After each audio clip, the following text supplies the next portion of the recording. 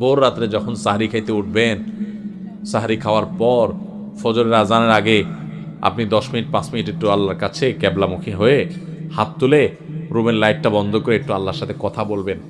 মানুষের সাথে বহুত কথা বলছেন, আল্লাহর সাথে একটু কথা বলে দেখেন। আল্লাহর সাথে কথা বলার স্বাদ আছে ভাই, অনেকে জীবনে একবারও এই স্বাদ পান নাই। একটু কথা বলে দেখেন, ভোর রাতে সাহরি খেতে উঠলে 10টা মিনিট একটু হাত তুলে কথা বলেন।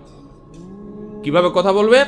কথা বলবেন এইভাবে, ও আল্লাহ, কত গুনাহ আমি করেছি, কত পাপাচার আমি করেছি, মরতে আমার হবে, তোমার কাছে যাওয়া আমার লাগবে আল্লাহ। শয়তানের প্ররোচনা করেছি, এই রমজান মাস তুমি কত মানুষকে মাফ করে দাও। নবী করিম সাল্লাল্লাহু আলাইহি ওয়াসাল্লাম বলেছেন, ওয়ালিল্লাহি উতাকাউ মিনান নার ওয়া যালিকা ফি কুল্লি লাইলা।